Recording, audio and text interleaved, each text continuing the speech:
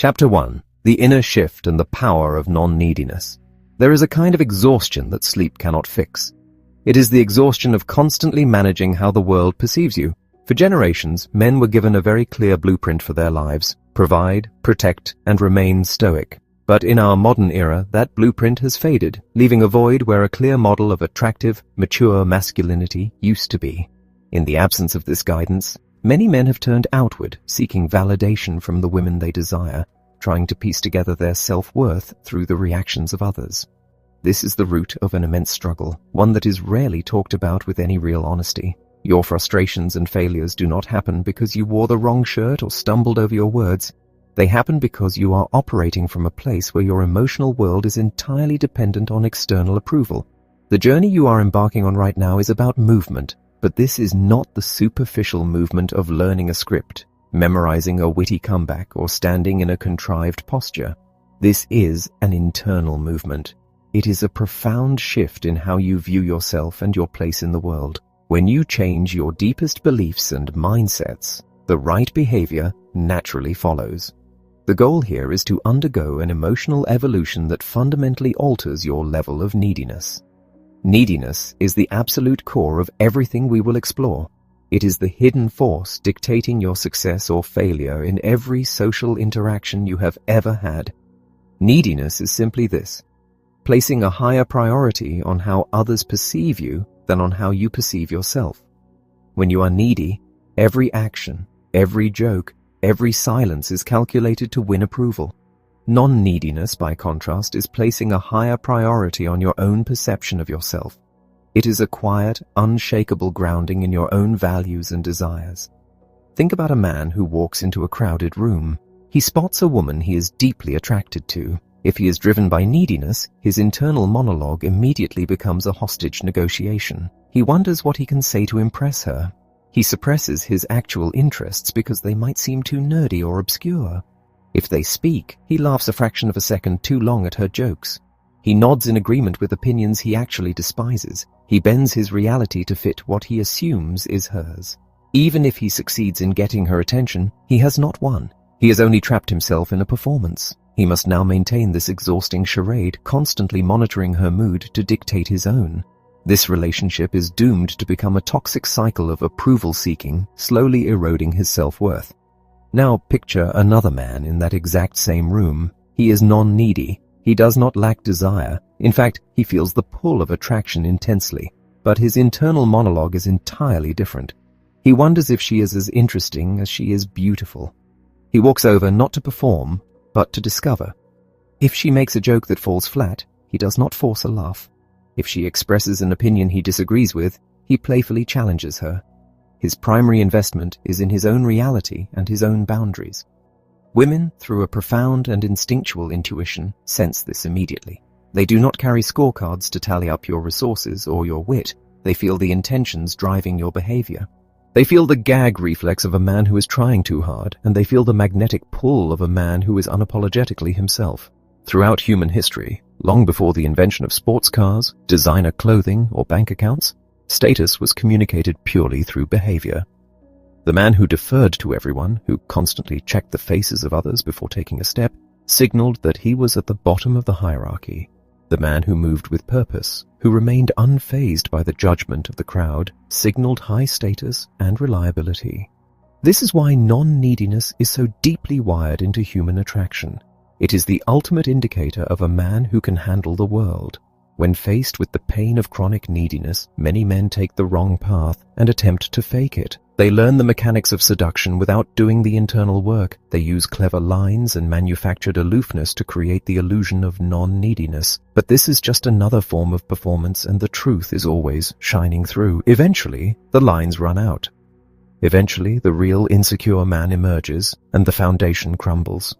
Other men take a darker path. They overcompensate by adopting narcissism, because they cannot handle the vulnerability of genuinely caring and risking rejection. They decide to care only about themselves. They treat women as conquests or objects, acting aggressive and domineering. They confuse being an arrogant jerk with being a confident man. This facade is incredibly fragile. While it might temporarily attract women who are themselves deeply insecure or carrying unhealed emotional trauma, it repels anyone with healthy self-esteem. The narcissistic man ends up trapped in shallow, chaotic, and dramatic interactions because his supposed confidence is just a shield protecting a desperate need for control. He is still heavily invested in the other person giving him what he wants, which means he is still fundamentally needy.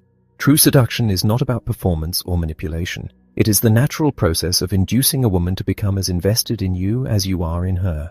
And the only permanent, fulfilling way to achieve this is to become genuinely less invested in her approval than you are in your own integrity. It requires you to shift your entire paradigm. Instead of worrying whether she will like you, you must begin to wonder if you will like her. Instead of searching for the perfect thing to say to capture her attention, you must become comfortable in the silence, waiting to see if she has something interesting to say to you. This is not arrogance. It is self-respect. It is the recognition that your time, your energy, and your heart are valuable, and they should only be shared with someone who meets you on that level. The only real lasting dating advice is self-improvement. When you invest in your own life, conquer your anxieties, and resolve your hidden shame, you naturally stop grasping for validation from the outside world. You learn to love yourself.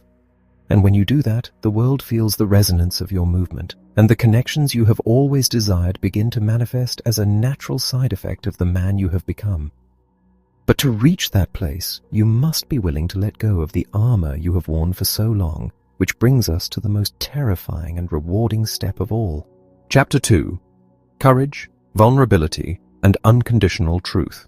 When most men hear the word vulnerability, they instantly recoil. They picture a dimly lit room, a circle of folding chairs, and the uncomfortable sharing of deep-seated insecurities while weeping into a tissue. From the time we are young boys, we are conditioned to believe that showing a crack in our armor is an invitation for defeat. We are taught to withhold, to remain stoic, and to project an illusion of flawless control. Consequently, a vast majority of dating advice encourages men to be aloof, guarded, and entirely detached. But the truth is that heavy, impenetrable armor is the very thing suffocating your potential for genuine connection. Vulnerability is not about cowering in a corner and begging the world to accept you. That is surrender. True vulnerability is a profound, subtle, and incredibly potent form of power. It is the courage to stand in front of another human being and say without words that this is exactly who you are and you refuse to be anyone else to win their approval. It takes immense strength to put your ego on the chopping block, to voice an opinion that might be unpopular, to tell a terrible joke just because you find it funny, or to look a woman in the eye and plainly state that you are attracted to her. A man who is comfortable exposing his rough edges signals to the world that he is deeply secure. Consider the evolutionary history of our species. Imagine a small tribe where survival depends on the cohesion of the group. A man who constantly checks over his shoulder, who alters his words to appease every passing mood, and who frantically hides his mistakes, is a man signaling low status. His survival depends on the mercy of others. Now imagine a man in that same tribe who speaks his mind freely. When he makes an error, he shrugs and owns it. He does not scramble to cover his tracks because he does not fear being cast out. He is undeniably grounded in his own worth. Women have evolved over thousands of years to instinctively recognize and gravitate toward this high-status behavior. They do not look for the man with the perfect script. They look for the man who is unafraid to be seen. However, transitioning from a lifetime of emotional self-defense to a life of open vulnerability is not a gentle process. There is an initial phase you must pass through, a crucible of discomfort that will test your resolve. When you first begin to open up and drop your rehearsed performances, it is going to feel incredibly awkward.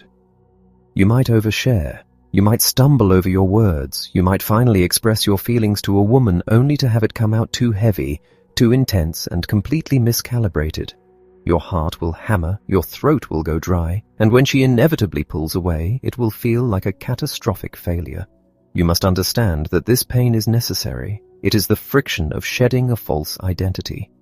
The men who fail are the ones who touch this hot stove of embarrassment and immediately retreat to the safety of their armor. The men who succeed realize that surviving that embarrassment is a victory in itself. When you survive a clumsy, vulnerable moment, you teach your nervous system that rejection is not fatal.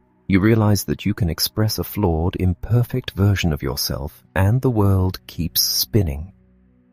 This realization strips away your neediness layer by layer, replacing it with a quiet, unshakable confidence. As you become more comfortable with your own vulnerability, you will begin to understand the profound difference between the words you speak and the intentions carrying them. The truth is always shining through. You cannot fake being a secure, non-needy man. You might memorize the most charismatic, charming lines ever written, but if your underlying intention is a desperate plea for her to like you, she will feel it. Women possess a highly attuned radar for the motivations behind a man's behavior. If you approach a woman and use a clever opening line, but your body language screams that you are terrified of her rejection, she will feel repelled. She will sense that you are trying to manipulate her perception rather than share your reality. Conversely, when your intentions are pure, the exact words you use barely matter. You could walk up to a beautiful woman, stumble over your greeting, openly admit that your mind just went blank because she is so stunning, and she will likely find it incredibly endearing. Why?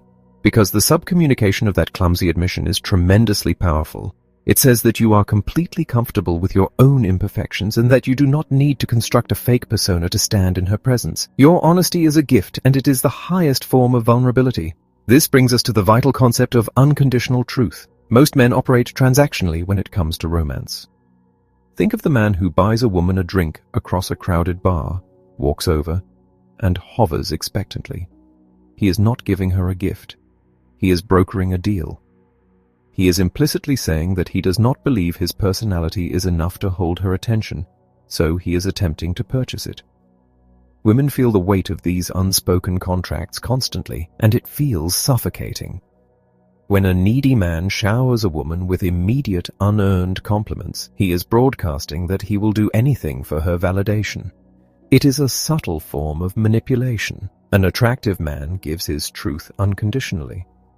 When he tells a woman she is beautiful, he does so simply because he enjoys the act of expressing his appreciation. He expects nothing in return. He does not need her to smile, he does not need her phone number, and he does not need her to validate him. He is entirely at peace with the possibility that she might say thank you and walk away. Paradoxically, it is this exact lack of expectation that makes his compliment carry so much weight. Because he is willing to walk away, his genuine interest becomes something rare and immensely valuable. But unconditional truth is not solely about expressing affection. It is equally about expressing your limits. True vulnerability requires the strength to establish and enforce boundaries. A needy man will tolerate almost any behavior from a beautiful woman because he is terrified of losing her attention. He will let her mock his passions. He will accept her showing up an hour late without an apology, and he will bite his tongue when she acts selfishly. He betrays his own reality to live in hers. A non-needy man respects himself too much to endure disrespect. If a woman crosses a line, he does not throw a tantrum or try to dominate her. He simply and calmly states what he will not tolerate. He draws a line in the sand. If she chooses to step over it, he walks away without hesitation. This willingness to enforce boundaries demonstrates that his time and his emotional well-being are his highest priorities. Strangely enough, this firm, unapologetic honesty often generates massive attraction. It shows her that you are a man of substance, a man who cannot be easily swayed or manipulated. As you step into this space of profound honesty, you must also accept a difficult reality about human connection. No matter how grounded, vulnerable, and authentic you become, you will still encounter women who do not want to be with you. This will happen for two distinct reasons: friction and projection. Friction occurs when your authentic lifestyle and values simply clash with hers. You might be a traveling musician who lives out of a suitcase, and she might be a deeply rooted homebody who dreams of a quiet suburban life. The attraction might be undeniable, the chemistry electric, but the logistical and philosophical friction is simply too great. It is no one's fault. It is just a mismatch of realities. Projection, on the other hand, occurs when your unapologetic honesty triggers a woman's own unhealed wounds. Many people carry deep mistrust from past relationships. When they encounter a man who is genuinely secure and non-needy, it terrifies them. They cannot comprehend a man who operates without hidden motives, so they project their past traumas onto him. They might accuse you of being a player, or they might try to provoke you into a dramatic argument just to test your stability. When this happens, you must recognize that her reaction has absolutely nothing to do with you. You cannot fix her, and trying to do so will only pull you back into the swamp of neediness. You must simply accept the rejection and gracefully move forward. Embracing this reality transforms the way you interact with the world. You stop viewing every interaction as a performance to be graded, and you start viewing it as a filter. By boldly expressing your unconditional truth, you are actively sorting through the crowd, seeking those rare, incredible connections that align with your authentic self. Chapter 3: Polarization and the Gift of Rejection. There is a dangerous and pervasive myth that we are taught from a very young age. It is the belief that the ultimate goal in social interactions is to be liked by everyone. We are conditioned to smooth over our rough edges, to bite our tongues when we disagree, and to carefully curate our personalities so that we never offend, never disrupt, and never cause friction. In the realm of romance and attraction, this strategy is not just ineffective, it is entirely self-destructive. When you attempt to be universally appealing, you dilute your identity to the point of being completely invisible. By ensuring that absolutely no one dislikes you, you inadvertently guarantee that no one will ever passionately love you. To understand how to navigate the dating world effectively, you must first accept a blunt reality. There are billions of women on this planet, and you will only ever be compatible with a tiny fraction of them. Attraction is not a universal language spoken perfectly between any two random strangers. It is a highly specific resonance. Therefore, the women you encounter will naturally fall into one of three distinct categories regarding their potential attraction to you, and your job is to figure out where they stand as rapidly as possible. The first category consists of women who are entirely unreceptive to you. These are women who, for any number of reasons, are simply unavailable or uninterested. Perhaps they are happily committed to someone else, perhaps they are completely focused on their career, or perhaps your core values clash so violently that any romantic connection is physically impossible. The most common mistake men make is pouring endless hours, resources, and emotional energy into trying to convert an unreceptive woman. They believe that if they just try harder, if they just wait a little longer, she will miraculously change her mind. This tragic dynamic is most visible in the phenomenon known as the friend zone. Think of a man who meets a vibrant, intelligent woman. He feels an immediate, intense physical and emotional pull toward her. But instead of stating his desires honestly, his fear takes over. He hides his attraction behind a mask of platonic support. He becomes her confidant, her shoulder to cry on when other men break her heart, and her personal assistant when she needs to move furniture. He suffers in silence for years, convinced that his unwavering loyalty will eventually be rewarded with romance. This is not nobility, it is supreme neediness. By hiding his sexual interest, he has subcommunicated that he does not value himself enough to risk losing her entirely. He has engineered his own prison. When a woman shows you she is unreceptive, the only self-respecting action is to gracefully walk away and invest your time elsewhere. The second category is the most massive, the neutral group. When you first meet someone, they usually do not have a strong opinion of you one way or the other. They are polite, they engage in surface-level banter, and they are essentially waiting to see who you are. The danger here is that if you remain neutral, if you play it safe and hide behind generic conversation, you will inevitably slide into the unreceptive category. A woman cannot feel a spark with a blank canvas. To move a woman out of the neutral zone, you must force a decision. You must employ a mechanism called polarization. Polarization is the act of expressing your unapologetic truth, your unique quirks, and your bold desires. It is the willingness to say or do something that draws a distinct line in the sand, knowing full well that it might push her away. Imagine you are on a first date, and the conversation is drifting pleasantly but aimlessly. A safe, needy man will keep asking interview-style questions to maintain the peace. A polarizing man will state a firm, perhaps controversial opinion about a piece of art, or he will look her directly in the eye, lower his voice, and tell her exactly what he finds captivating about her. This sudden injection of raw honesty forces her off the fence. She must react. She will either lean in with intense curiosity, moving into the receptive category, or she will recoil, revealing that she is unreceptive. Both outcomes are absolute victories because both outcomes reveal the truth. This brings us to the third category, receptive women. These are the women who light up in your presence, who enthusiastically reciprocate your touch, and who make it incredibly easy to spend time with them. When you find a receptive woman, your only job is to lead and escalate the connection. But you will never find these women if you do not have the courage to polarize the neutral ones, and you will never have the energy to find them if you are wasting your life chasing the unreceptive ones. The immediate consequence of living a highly polarized life is that you are going to experience rejection. You will experience it often, and sometimes it will sting. Many men are paralyzed by the fear of being turned down. They have nightmares about walking up to a beautiful stranger, offering a warm hello, and being met with a look of visceral disgust, a harsh insult, or even a drink thrown in their face. They view rejection as a terrifying indictment of their worth as a human being. You must completely dismantle this belief. Rejection is not a reflection of your value. It is a mechanical filtering process. It exists to keep you away from people who would ultimately make you miserable. Picture a scenario where a man approaches a woman at a crowded venue. He is polite, he is dressed well, and he is entirely genuine. Before he can even finish his sentence, she lashes out with venomous anger, insulting his appearance and demanding he leave her alone. The needy man will walk away from this encounter devastated, dissecting his every word, wondering how he is so fundamentally flawed. The grounded, non-needy man understands that her reaction has absolutely nothing to do with him. Perhaps she just had a catastrophic fight with her family. Perhaps she carries deep trauma regarding men. Or perhaps her values are so incredibly shallow that she only treats people with respect if they fit a specific, narrow visual aesthetic. Whatever the reason, her rejection is a profound blessing. Why would you ever want to be intimate with someone capable of such cruelty to a well-meaning stranger? She has just saved you weeks, if not months, of discovering her toxic nature the hard way.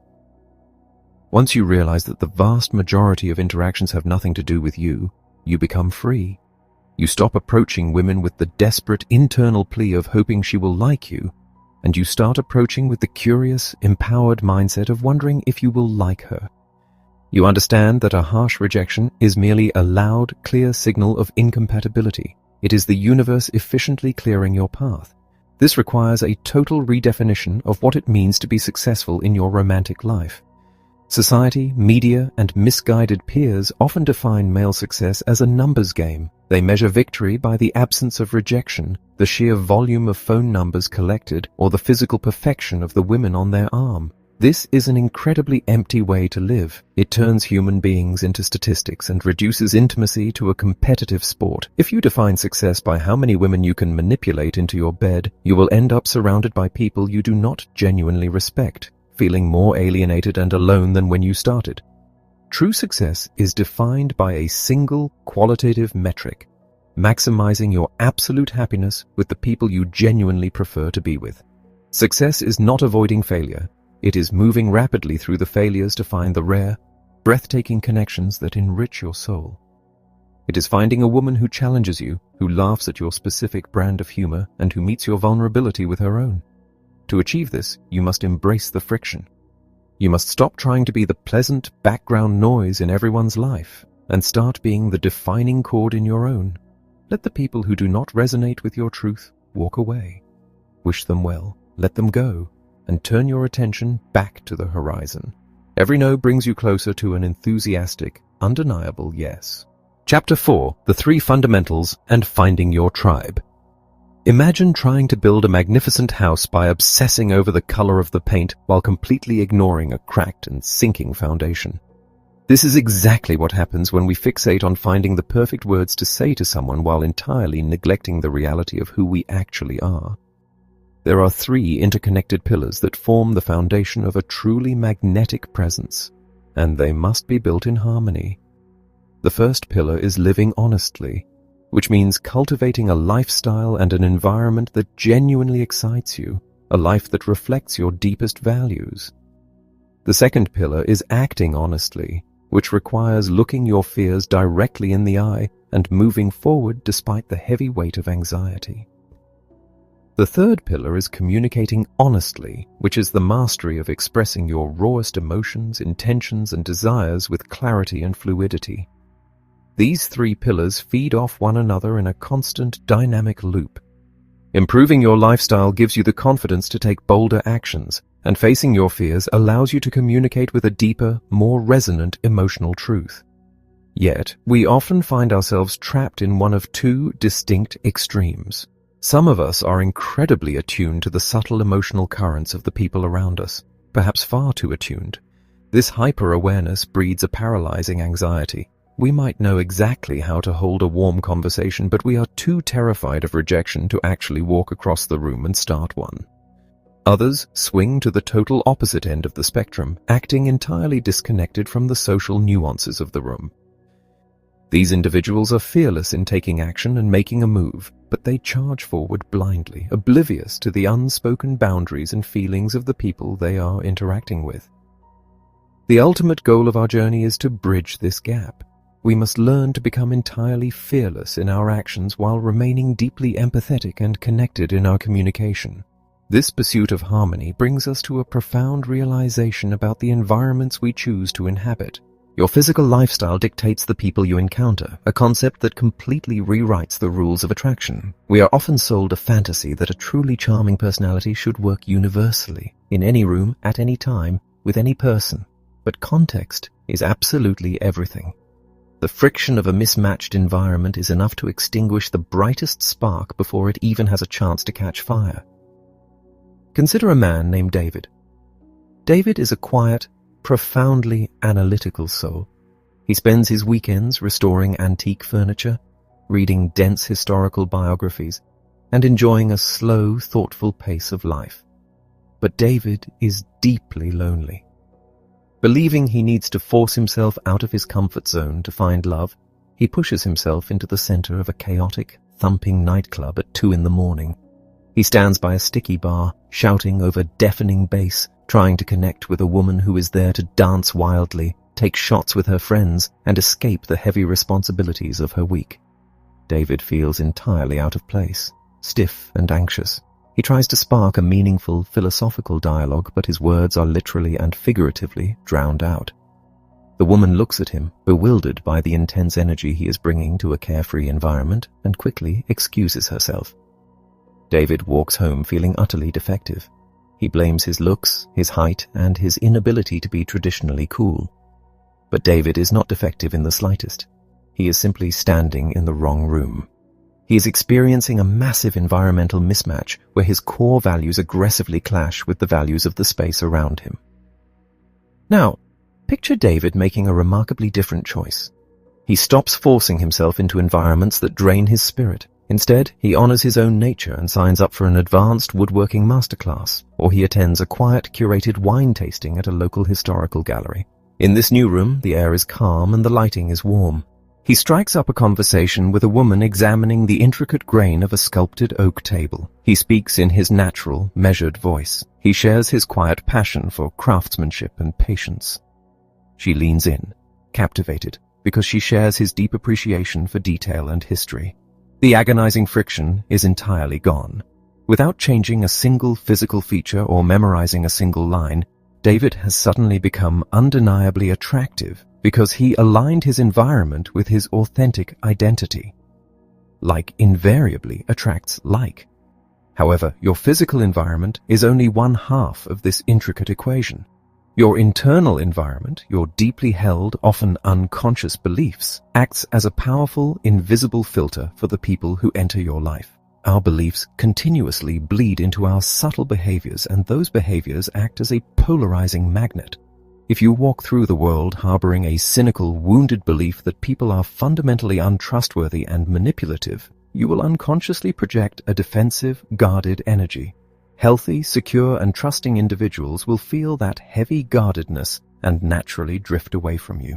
The only people willing to endure your endless suspicion are those who possess their own toxic patterns, those who are comfortable operating in a volatile landscape of mistrust and drama. You will inevitably attract exactly what you project into the world. If you want to invite vibrant, trusting, and emotionally available partners into your life, you must undertake the difficult, courageous work of fostering those exact qualities within your own mind. It is easy to look at the dating world, experience a string of painful rejections, and cynically conclude that the only things that truly matter are youth, immense wealth, and physical perfection. Let us look at reality directly and without illusion. These superficial elements absolutely do hold weight. They are universal metrics of status, and possessing them undeniably reduces the initial friction of meeting someone new. A man who takes impeccable care of his physical health and builds formidable financial stability will find the doors of opportunity open slightly wider and with less initial resistance. But you must understand that these superficial elements are merely the packaging. They can buy you a moment of attention, but they absolutely cannot sustain a genuine emotional connection. A man can possess all the wealth in the world, but if he behaves with crippling insecurity, intense neediness, and a lack of vulnerability, he will eventually suffocate and repel any partner who values her own self-worth. Conversely, a man of average means and average looks who embodies raw confidence, warmth, and unshakable self-respect will cultivate a gravitational pull that money simply cannot buy. This magnetic pull extends to your social presence as well. When you walk into a room where you are deeply respected, where people naturally gravitate toward your warmth, humor, and leadership, you immediately broadcast immense high value. This phenomenon is known as social proof, and it is an incredibly powerful amplifier of human attraction. But this proof cannot be faked with arrogance or loud bravado. It must be cultivated by actively participating in communities that you genuinely care about, by becoming a giving, passionate pillar in the spaces that fuel your own soul. Ultimately, it is always infinitely more powerful to actually be a fascinating man than to exhaust yourself trying to memorize fascinating things to say. Words are entirely hollow if they are not backed by the heavy, undeniable weight of a lived experience. You must construct a life that is a brilliant reflection of your deepest values. When you build a life that you are profoundly proud of, the right people will naturally want to share in that light. The next step on our journey is discovering exactly how to construct that physical life, how to present your best self to the world, and how to build an undeniable, commanding presence from the ground up. Chapter 5. Presenting your best self. Lifestyle and aesthetics. Men often operate under a massive misconception about physical attraction. We look at women and instantly judge their beauty based on sheer physical dimensions, symmetry, curves, and youth. Because this is our reality, we project it outward, assuming women judge us with that exact same harsh, unyielding physical metric. This leads to endless frustration, driving men to obsess over their height, their genetics, or the shape of their jawlines. But science and psychology reveal a profound truth. Women judge male attractiveness largely through presentation, style, grooming, and the status those things imply. This is arguably the greatest news a man could ever receive. It means that while you cannot change your genetics, you possess absolute control over how attractive you become. If there is any magic pill in the realm of human connection, it is the immediate, radical overhaul of your presentation. Upgrading your aesthetic is not a shallow pursuit. It is the most visible manifestation of self-respect. When you neglect your appearance, you are unconsciously signaling to the world that you do not value yourself enough to put in the effort. Before we even speak of style, there is a non-negotiable baseline of hygiene and grooming. Regular haircuts, trimmed nails, clean teeth, and fresh clothes are the bare minimum requirements for participating in the social world. Once that foundation is solid, you can step into the two most transformative arenas of your physical presence, fashion and fitness. Consider a man who has spent years hiding behind his clothing. He wears oversized shirts and baggy jeans, subtly hoping that extra fabric will mask his insecurities about his body. He walks into a room looking like a child wearing his father's suit. This is a tragedy of presentation. The absolute paramount rule of fashion is that your clothes must fit your body perfectly. You could purchase the most expensive bespoke garments on earth, but if the shoulder seams droop down your arms and your pants drag beneath your heels, the value is entirely lost. Conversely, simple, affordable clothing that hugs your frame correctly will instantly elevate your perceived status. When this same man finally visits a tailor, when he puts on a shirt where the sleeves end precisely at his wrists and jeans that support his waist without a belt, his entire demeanor shifts. He stands taller, he feels the fabric moving with him rather than swallowing him. He learns to match his leathers, brown shoes with a brown belt, black shoes with a black belt, bringing a quiet, intentional harmony to his appearance. But proper fit and color coordination are only the mechanics of style. True aesthetic power comes from dressing in alignment with your authentic personality. If you are a rugged, outdoorsy musician, wearing a pristine, high-end corporate suit to a casual bar will look like a costume. If you are a sharp, ambitious executive, showing up in distressed skate shoes will create a jarring disconnect. You must find the archetypes that resonate with your actual life and mold your wardrobe around them. Your clothing should act as a visual introduction to the man you are inside, projecting your identity before you even speak a word. This outward projection is deeply supported by your physical vitality. Fitness is not about achieving the body of a professional bodybuilder. It is about cultivating energy and capability. When you commit to moving your body, lifting weights or running, you initiate a cascade of positive chemical changes within your brain. Exercise elevates your testosterone, burns away the fog of anxiety, and completely transforms the way you carry yourself. When paired with the simple discipline of cutting out processed garbage and excess sugar, your body sheds its sluggishness. You begin to radiate a vibrant, undeniable life force. Women do not just see a fit body, they feel the discipline, the self-respect, and the sheer energy radiating from it. That energy physically manifests in your body language, which communicates volumes more than your words ever will. A needy man attempts to shrink himself. He collapses his shoulders inward, drops his chin to his chest, and darts his eyes away the moment someone looks at him. An attractive man occupies his space with absolute comfort. To embody this, you must train your physiology. Roll your shoulders back until the seams of your shirt align. Lift your chin so it is parallel to the ground, pulling your stomach in and straightening your spine. When you walk, allow your arms a natural, relaxed swing and keep your eyes focused steadily on the horizon. When you catch a stranger's gaze, do not flinch or dart away. Hold it warmly until they look away first. This posture might feel profoundly unnatural at first, almost as if you are puffing your chest out to the world, but over time, your internal emotional state will rise to match the confidence of your physical stance. This physical command must be matched by the resonance of your voice. A man who speaks rapidly, softly, and through his nasal passages signals that he is terrified of taking up auditory space. He rushes through his sentences because he subconsciously believes that no one genuinely wants to listen to him. To captivate a room, you must learn to drop your voice into your chest. Speak from your diaphragm, slowing your cadence down and pushing the volume just slightly higher than feels comfortable. A slow, resonant, booming voice commands authority and demands respect. It forces people to lean in, and it signals that you are entirely unbothered by the pressure of the spotlight. Yet all the tailored clothing and booming vocal projection in the world will ring hollow if there is no depth beneath the surface. To truly present your best self, you must cultivate a rich, multifaceted character. Too many men fall into the trap of living a copy-and-paste existence. They wake up, endure a grinding corporate job, come home, watch the exact same sports as their peers, and agree with whatever pop culture opinions the crowd dictates. They are entirely devoid of unique edges. An attractive man is a man of culture, curiosity, and distinct opinions. He reads literature that challenges his perspective. He explores art, travels to unfamiliar places, and is unafraid to passionately defend a niche interest. Imagine standing in a line of 10 men. If a woman were to speak to each one, what would make your mind stand out? Have you traveled to a foreign country and navigated the streets alone? Do you spend your weekends restoring classic cars, painting, or studying history?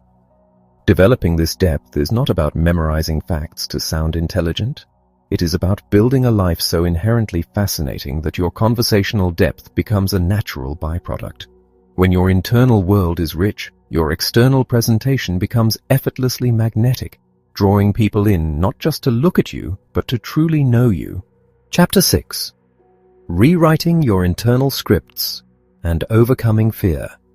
There is a precise, agonizing moment that every man intimately knows. It is the fraction of a second between seeing someone who takes your breath away and the heavy, paralyzing anchor of hesitation dropping into your stomach. You see her across a bustling coffee shop or walking out of a gym, and an electric pulse of genuine attraction fires through your nervous system. But before your feet can even pivot in her direction, your mind stages a violent intervention. A voice whispers that she is probably busy, or that she looks like the type who only dates a specific kind of man, or that you are not wearing the right shoes to pull off a spontaneous introduction. In the span of a single heartbeat, you negotiate yourself entirely out of taking action. watching in silence as she walks out the door and disappears from your life forever. We have all lived this exact scenario hundreds of times, and we rarely hold ourselves accountable for it. Instead, we weave intricate tapestries of excuses to justify our paralysis. We tell ourselves stories. The most profound barrier standing between you and the romantic life you desire is not your physical appearance, your bank account, or your conversational wit. It is the relentless internal narrative you construct to protect your fragile ego from the terrifying possibility of rejection. When we feel the intense vulnerability of walking up to a stranger and expressing our desire, our brain detects a threat to our emotional survival. To mitigate this threat, it deploys powerful defense mechanisms. The first and most destructive of these is the blame game. When a man is terrified of putting himself on the line, he will often scan a room and decide that every woman in it is shallow, arrogant, or unapproachable. He convinces himself that the entire culture is toxic, that modern dating is a rigged game, or that the women in his particular city are uniquely cold and unfriendly. By casting everyone else as the villain, he absolves himself of the responsibility to act. He sits on the sidelines, marinating in a bitter, unearned sense of superiority, entirely blind to the fact that his cynicism is just a heavy blanket thrown over his own crippling neediness. The second defense mechanism is a mask of total apathy. This is the man who convinces himself that he simply does not care. He tells himself that he is too focused on his career, his hobbies, or his personal peace to bother with the messy, unpredictable world of romance. He feigns a cool indifference, acting as though the desire for intimacy is beneath him. But true apathy is quiet. It does not require constant justification. When a man has to repeatedly remind himself and his friends how much he does not care about meeting women, it is a glaring broadcast that he cares deeply, but is simply too afraid to admit it. The third, and perhaps most insidious trap, is intellectualization. This is a trap specifically designed for the intelligent, analytical man. Instead of facing the chaotic, unpredictable reality of human interaction, he retreats into theory. He reads countless books on psychology, devours endless hours of advice on social dynamics, and memorizes complex strategies. He tells himself that once he simply understands the human mind a little better, once he finishes one more seminar, once he perfectly maps out every possible conversational branch, then he will finally be ready to take action. But the preparation never ends. He uses the pursuit of knowledge as a sophisticated hiding place, substituting the illusion of progress for the terrifying reality of actual vulnerability. You must take a long, unflinching look in the mirror and identify which of these stories you are currently telling yourself. You must recognize that the resistance inside you will never completely vanish. It will only change shape. The goal is not to eradicate fear. Attempting to completely eliminate anxiety is as futile as attempting to eliminate sadness or joy. It is a fundamental part of the human emotional spectrum. In fact, the harder you fight to suppress your nervousness, the more intense and suffocating it becomes. What you resist will always persist. The men who possess magnetic, unshakable confidence are not fearless. They feel the exact same spike of adrenaline, the exact same flutter in their chest, and the exact same rush of blood when they approach a beautiful woman. The difference is in their interpretation of that physical sensation. A needy man interprets that anxiety as a red flashing alarm demanding he retreat. A grounded, attractive man interprets that exact same anxiety as excitement. Think of an elite athlete stepping onto a field before a championship game, or a seasoned musician walking onto a stage before a roaring crowd. They are nervous, yes, but they harness that nervous energy to sharpen their focus and elevate their performance. They embrace the pressure because they trust in their own competence. You must learn to build that competence. But you do not build it by throwing yourself blindly into the most terrifying situations imaginable. You do not cure a fear of water by jumping into the middle of a freezing ocean. You build unbreakable courage through consistent, incremental exposure. Courage is not a personality trait you are born with. It is a muscle that must be methodically trained. If the thought of expressing your romantic interest to a stranger paralyzes you, you must lower the threshold of action until it becomes manageable. Tomorrow, your only goal might be to walk up to 3 different women and simply ask them for the time, expecting absolutely nothing else. You feel the fear, you take the small action, and you realize that you survived. The next week, you ask for the time and add a warm observation about the weather or the environment. You survive that too. Slowly, methodically, you train your nervous system to understand that social friction is not a fatal event. Over time, you challenge yourself to hold eye contact a second longer, to offer a genuine compliment without apologizing for it, and eventually to look a woman in the eye and plainly state that you find her captivating and would like to know her better. As you step into this arena of bold action, you must also shed the mentality of a victim. You are the sole architect of your romantic reality. If you continually find yourself in interactions that lead nowhere, you must stop blaming the women you meet and start examining the energy you are projecting. You must take absolute responsibility for your own emotional inertia. When a woman turns you down, or when a conversation fizzles out into awkward silence, you must not view it as a tragic indictment of your worth. You must view it as a necessary repetition in the gym of human connection. This requires abandoning the safety of the status quo. It requires looking at the beautiful, intimidating woman across the room and acknowledging the frantic, terrified stories your mind is screaming at you. You hear the excuses. You feel the heavy, magnetic pull urging you to stay seated, to stay hidden, to stay safe. And then, armed with the knowledge that this fear is simply the sensation of your own growth, you stand up, you rewrite the script in real time, and you walk forward anyway. Chapter 7. Intentions and the Art of Genuine Connection. There is a profound disconnect in how we are taught to communicate, one that leaves countless men bewildered and frustrated in their romantic lives. We are conditioned to view communication as a mere exchange of data. We speak in facts, we recount the literal events of our days, and we analyze the exact definitions of the words spoken to us. But human connection, particularly romantic and sexual connection, operates entirely beneath this surface layer. Women possess an incredibly attuned radar for the emotional undercurrents of a conversation. They do not simply hear the words coming out of your mouth, they feel the absolute core of why you are saying them. They are listening to your intentions, reading the rich, silent language of sub-communication. This fundamental difference is why a man can feel he did everything perfectly on a date. He opened the doors, he asked polite questions, he paid the bill, and yet the woman walks away feeling completely cold and disconnected. The man was playing in the shallow end of the pool, managing the logistics, while the woman was swimming in the depths, searching for a genuine emotional current. Imagine a man who has spent weeks agonizing over the perfect opening line. He spots a woman in a bustling lounge, takes a deep breath and marches over. He delivers a beautifully crafted, highly poetic compliment about her energy and style. But as he speaks, his shoulders are tense, his breathing is shallow, and his eyes frantically scan her face, desperately searching for a flicker of approval. The literal words he spoke were charming, but his sub-communication screamed a terrifying message. I am deeply insecure. I need you to validate my existence, and I am terrified that you will reject me. The woman will not feel flattered by his poetry. She will feel suffocated by his neediness. Now picture a different man in that exact same lounge. He is walking past her table when he accidentally bumps his elbow, spilling a few drops of his own drink onto his hand. He laughs at his own clumsiness, catches her eye, and offers a warm, unapologetic smile. He says something entirely mundane, perhaps just acknowledging his own lack of coordination, before introducing himself. The words are utterly forgettable, but his intention broadcasts a magnificent reality. I am completely comfortable in my own skin. I do not take myself too seriously, and I am perfectly at peace whether you engage with me or not. She will feel a magnetic, undeniable pull toward him. In the realm of attraction, the words you choose are merely a vehicle.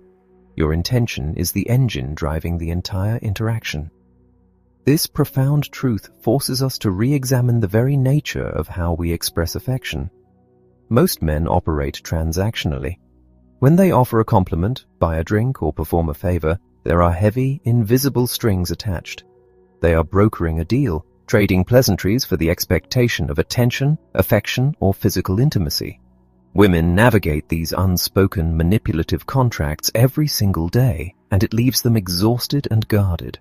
When a needy man showers a stranger with immediate, unearned praise, he is not giving her a gift. He is signaling that he has nothing of real substance to offer, so he is attempting to purchase her favor with flattery. An attractive man gives the gift of his truth unconditionally. When he tells a woman she is beautiful, he says it simply because he is inspired by her beauty and wishes to express that inspiration. He harbors zero expectations. He does not need her to smile. He does not need her to reciprocate the compliment. And he is entirely unaffected if she simply nods and turns away. Paradoxically, it is this exact lack of expectation that makes his words strike like lightning. Because his compliment is not a bargaining chip, it becomes a rare, incredibly valuable piece of genuine human vulnerability. Understanding intention is also the absolute cure for the greatest fear haunting modern men, the fear of being perceived as creepy. Creepiness is often treated as a vague, mysterious phenomenon, but its definition is actually quite simple. Creepiness is behaving in a way that makes a woman feel sexually insecure.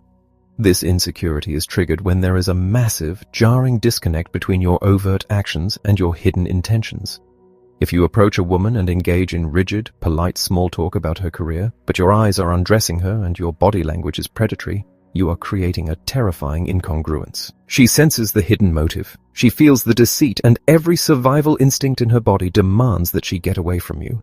The antidote to creepiness is total, unapologetic transparency.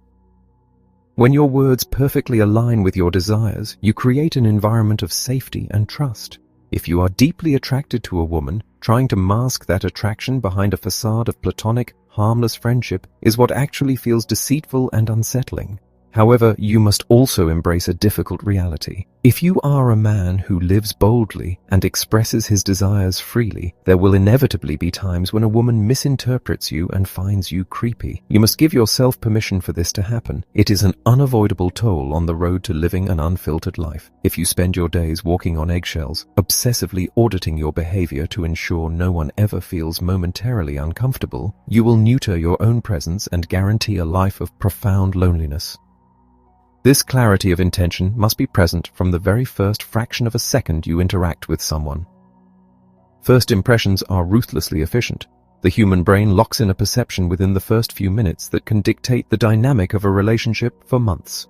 Yet, men routinely sabotage this critical window by hovering on the edges of the room, pacing back and forth, trying to engineer the perfect icebreaker.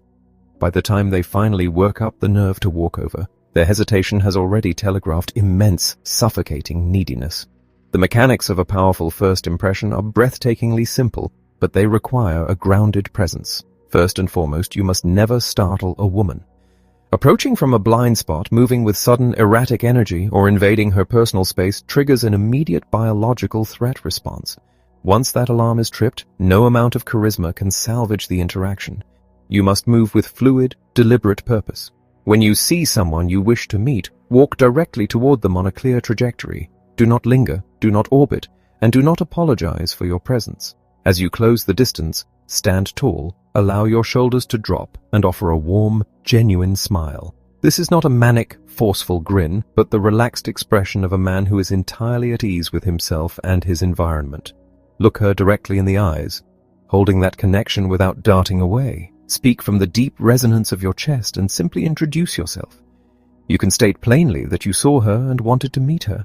It sounds almost absurdly basic, but when delivered with the heavy, unshakable weight of pure, non-needy intention, a simple, direct introduction becomes the most captivating opening line in the world. It strips away all the games and leaves only the raw, undeniable truth of two human beings standing face to face. Chapter 8. The Dynamics of Flirting and the Dating Process.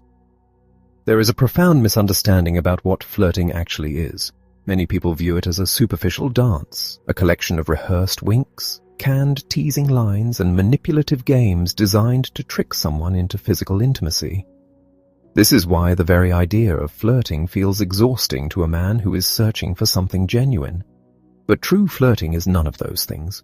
Flirting is simply the art of expressing your raw sexuality in a way that makes a woman feel entirely secure in expressing hers back to you. It is a language of playfulness and tension that communicates your desires without crossing the line into predatory or uncomfortable behavior. To master this dynamic, you must first understand the lifeblood of all romantic chemistry: sexual tension. Sexual tension is born in the space of uncertainty. When an interaction is perfectly polite, entirely predictable, and perfectly safe, there is absolutely zero tension. To spark that fire, you must be willing to break rapport. You must introduce a degree of unpredictability that makes the human brain wonder what is going to happen next. This tension is generally generated through two distinct avenues: teasing and boldness. Teasing creates tension by sending mixed signals. Imagine you are sitting across a table from a woman who has completely captivated you. Your eyes, your body language, and your focused attention all broadcast that you are deeply interested in her. But when she tells you about a slightly embarrassing habit she has, instead of politely nodding and changing the subject, you gently mock her for it. You smile, but your words carry a playful challenge. This creates a thrilling uncertainty in her mind. Your actions say that you desire her, but your words playfully suggest that you might not. Her brain is forced to grapple with this contradiction, and that mental friction manifests physically as sexual tension. Boldness, on the other hand, creates tension through undeniable clarity. Many men assume that if they state their intentions directly, the mystery dies and the tension evaporates. The exact opposite is true. Imagine that same date, but instead of teasing her, you let a moment of silence stretch between you. You look her directly in the eyes, lower your voice and state plainly that you are incredibly drawn to her and want to take her somewhere quiet. You have eliminated the uncertainty of whether or not you like her, but you have instantly replaced it with a far more intoxicating uncertainty. What are you going to do next? Her mind immediately rushes forward, wondering when you will bridge the physical gap, what it will feel like when you finally touch her, and how the rest of the evening will unfold. Boldness, when delivered by a non-needy man, is a lightning strike of attraction. As you navigate this tension, you must completely rethink how you hold a conversation. Most dates fail because they feel like job interviews. A nervous man sits across from a woman and bombards her with a relentless stream of factual questions: where she is from, what she studied, how many siblings she has, and what she does for a living. This extracts data, but it builds absolutely zero emotional resonance. Furthermore, asking constant questions forces the other person to carry the burden of the interaction, which subcommunicates that you lack the confidence to lead. An attractive man leads the conversation by speaking in statements. Instead of interrogating her, he uses a technique called cold reading. He observes her demeanor, her style, and her energy, and he makes a confident, educated guess about who she is. Instead of asking what she does for a living, he might look at her and say that she strikes him as someone who works in a highly creative, chaotic environment, someone who thrives on building things from scratch. When you make a bold statement like this, there is no possible way to fail. If you are entirely wrong, she will laugh, correct you, and often explain exactly why you are wrong, which provides you with the very information you wanted. If you are partially right, she will be intensely curious about what gave her away, sparking a deep and engaging conversational thread. And if you happen to be perfectly accurate, she will look at you with wide eyes, completely astounded by your profound perceptiveness. In a single moment, you establish immense rapport because you are demonstrating that you are truly paying attention to her on a level most men never reach. Speaking in statements also requires you to master the art of storytelling. The most magnetic people in any room do not speak in fragmented thoughts. They speak in narratives that follow a compelling arc. A powerful story requires a setup to establish the world, a central conflict or moment of tension that hooks the listener's curiosity, and a satisfying resolution. A man who lacks self-awareness will ramble aimlessly, dragging a story out until his audience physically tunes out. A man of value tells stories that reveal his character, his passions, and his unique worldview, pulling the listener into his reality. But the ultimate goal of all this conversation, all this tension, and all this storytelling is to forge a genuine emotional connection. You can execute the mechanics of a date flawlessly, but if you do not connect on a bedrock emotional level, the relationship will remain hollow and fragile. Building an emotional connection requires an immense degree of self-awareness and the courage to take the lead in vulnerability. You must be willing to open up about your own fears, your own failures, and your own highest ambitions before you can ever expect a woman to share hers with you. The secret to this depth is learning to relate to feelings rather than facts. Superficial connections are built on shared facts. You both grew up in the same state, you both love the same obscure indie band, or you both prefer the same kind of coffee. These are pleasant coincidences, but they do not bind two souls together. Deep connections are built on universal human emotions. The stinging shame of a childhood failure, the isolating loneliness of moving to a new city, the terrifying thrill of quitting a safe job to chase a wild dream. You could be sitting across from a woman whose life experiences look absolutely nothing like yours. She might have grown up in extraordinary wealth while you scraped by in poverty. If you only look for shared facts, you will stare at each other across an unbridgeable chasm. But if she speaks about the immense, suffocating pressure she felt from her family to achieve perfection, you do not need to be wealthy to understand that. You can relate to the visceral feeling of expectation. You can share a story of a time you felt completely crushed by the weight of someone else's demands. Suddenly, the external facts of your lives melt away, and you are connecting on a pure, raw, emotional frequency. This is the very essence of romance. It is the archetype that has captivated the human heart for centuries. The man who is undeniably strong, formidable, and secure in the world, yet possesses the quiet courage to expose his most tender, vulnerable truth to the woman he desires.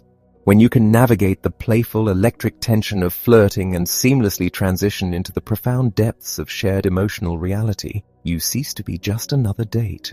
You become a rare, transformative presence in her life, setting the stage for a physical intimacy that is deeply meaningful and undeniably powerful. Chapter 9. Physicality, Consent, and Intimacy. There always comes a moment when words are no longer enough. You can build the most captivating lifestyle, conquer your deepest anxieties, and master the art of emotional conversation. But eventually, the distance between two people must be closed. Physicality is the space where all theories fall away and your true intentions are laid entirely bare. For many men, this is the most terrifying frontier. It is the moment where the risk of rejection is the highest, where the fear of overstepping paralyzes the limbs, and where the heavy, intoxicating weight of sexual tension demands action. To navigate this space, we must completely reframe how we view physical intimacy. Intimacy is not a separate game, nor is it a finish line to be crossed. Seduction is simply the process by which a man induces a woman to become as invested in him as he is in her, and physical intimacy is the natural, effortless side effect of that mutual investment. When you touch a woman, you are not taking something from her, you are inviting her into your reality. But to extend that invitation, you must fully understand the profound difference in how men and women experience sexual vulnerability. Biologically and culturally, women carry a much heavier burden when it comes to physical intimacy. They have evolved a sexuality that is inherently more psychological than physical, a sexuality that is deeply rooted in an absolute need for security and connection. For a woman, sex can be viewed as the ultimate act of vulnerability. When she opens herself up to you physically, she is placing an immense amount of trust in your integrity. If a man approaches this moment with a desperate, frantic need to conquer, or if he views her merely as an object to validate his own ego, he shatters that security. The second you make a woman feel uncomfortable or unsafe sexually is the precise second you cross the line into being a creep. Creepiness is never about a lack of physical beauty. It is always about behaving in a way that makes a woman feel sexually insecure. This is why your foundation of non-neediness is paramount. A needy man views physical escalation as a way to take value. He hesitates, his hands hover nervously, and he touches a woman only to quickly pull away, terrified of her reaction. He asks permission with his body language in a way that forces her to carry the emotional burden of the interaction. An attractive, grounded man views touch as an extension of his unconditional truth. He leads the interaction because he knows that women, while desiring intimacy just as intensely, often rely on men to initiate the courtship process.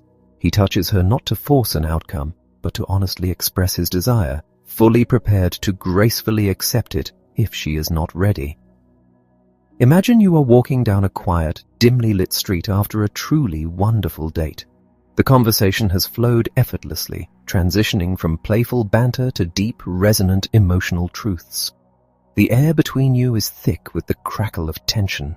A safe, needy man will walk with his hands stuffed deep into his pockets, silently agonizing over the logistics of how and when to make a move. He will wait for a flashing neon sign that guarantees he will not be rejected. But the non-needy man does not wait for a guarantee. He recognizes the tension, and he decides to polarize the moment. He steps closer, closing the physical gap. As they pause on a street corner, he gently but firmly takes her hand. or places a warm hand on the small of her back to guide her. In that fraction of a second, the universe of the interaction shrinks down to that single point of contact. He is making himself entirely vulnerable. He is stating without a single word that he desires her, and now he pays absolute, unwavering attention to her response. If she is receptive, she will reciprocate. She might lean her weight into his hand, squeeze his fingers back, or step a fraction of an inch closer. That reciprocation is the green light of consent. It is the silent, beautiful language of mutual investment escalating. But what if she pulls away? What if she stiffens, drops her hand, or physically creates distance? This is the crucible that tests the core of your character. A needy, narcissistic man will interpret this as a catastrophic insult. He will feel his ego bruise, he will pout, or worse, he will attempt to pressure or coerce her, completely destroying any foundation of trust.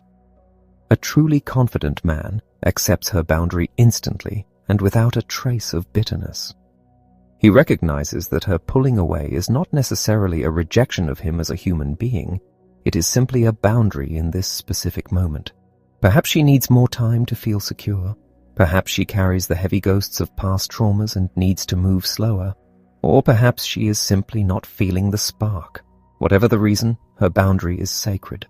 The attractive man smiles, removes the pressure entirely, and comfortably resumes the conversation. Ironically, this graceful, unbothered acceptance of her boundary often does more to build her trust and attraction than a flawless kiss ever could. It proves to her that you prioritize her safety and your own dignity over a fleeting physical victory. When the moment does culminate in a kiss and eventually in deeper physical intimacy, it should feel like two people stepping off a ledge together. You lead the interaction not by dominating her, but by creating a space so secure, so dripping with genuine intent, that she feels entirely safe letting go of her own inhibitions. You do not rush. You pay attention to the subtle shifts in her breathing, the tension in her muscles, and the look in her eyes. You remain fiercely present. Physicality is not a metric of your success as a man. It is a shared language. When you strip away the desperate need for validation, when you stop performing and start connecting, physical intimacy ceases to be a frantic chase. It becomes a slow, powerful, and deeply human celebration of two people who have brave enough to be absolutely honest with one another. Chapter 10. Moving Forward, Sustaining an Authentic Life. There is a distinct moment on this journey when the dust finally settles. You have done the grueling internal work of confronting your own neediness. You have faced the terrifying friction of vulnerability, learned to express your unapologetic truth, and begun the process of aligning your physical reality with your deepest values. You have tasted the quiet, unshakable power of walking into a room without needing anything from anyone in it. But what happens when the initial surge of revelation fades? What happens when you wake up on a Tuesday morning and the world feels just as heavy and complicated as it did before you started? The journey of becoming a truly grounded, authentic man is not a destination you arrive at and permanently reside in. It is a daily, living practice. There will be days when the old ghosts of insecurity creep back into your mind. There will be moments when you feel the familiar magnetic pull to shrink yourself down, to hide your desires, or to perform for the approval of a stranger. Sustaining this change requires the understanding that growth is not a flawless upward trajectory. You will still experience anxiety. You will still face rejection. The profound difference is no longer in the presence of these challenges, but in how you choose to respond to them. To sustain this authentic life, we must look backward one final time and completely reframe how we view our own history. Every man who embarks on a journey of profound self-improvement is usually driven by a catalyst of intense pain. No one dismantles their entire ego and rebuilds their identity simply because they were having a mildly pleasant afternoon. We change because the pain of staying the same finally outweighs the terror of stepping into the unknown. Think of a time in your life when you felt completely shattered. Imagine a man who built his entire sense of worth around a single defining relationship. For years, he contorted his personality to keep the peace. He abandoned his own passions, muted his own voice, and made his partner the absolute center of his emotional universe. When she inevitably leaves, suffocated by the heavy, impossible burden of being his sole source of validation, his world utterly collapses.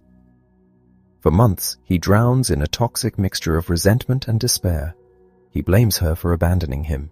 He blames himself for not being enough. He feels entirely discarded and hollow. But slowly, the deafening silence of his empty life forces him to confront a terrifying reality. He had no identity of his own. He was a mirror, reflecting only what he thought others wanted to see. That agonizing realization becomes the spark. Driven by the sheer desperation of rock bottom, he starts investing in his own life. He goes to the gym to burn off the anger.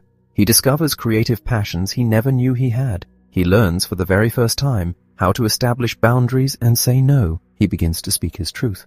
Years later, standing confident, grounded, and surrounded by people who love him for exactly who he is, he looks back at that devastating breakup. He realizes that her leaving was not a curse. It was the greatest favor anyone ever did for him. What if every heartbreak, every harsh rejection, and every moment of crippling social humiliation you have ever endured was actually a profound and necessary gift? What if that specific pain was the only force powerful enough to shatter your complacency? When you begin to view your past traumas and failures as gifts, your entire paradigm shifts permanently. You stop carrying your history as a heavy, suffocating blanket of shame and start wearing it as a magnificent badge of resilience. The women who walked away, the dates that ended in awkward silence, the moments you felt hopelessly inadequate, they were not indictments of your worth.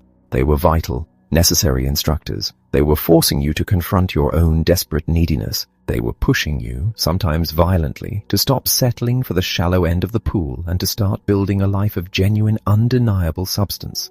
As you move forward, you must carry this powerful perspective into every new interaction. When you meet a woman who captivates you, you will approach her with the raw, unfiltered truth of your desire. If she meets you with that same energy, you will invite her into a deeply connected, vibrant reality.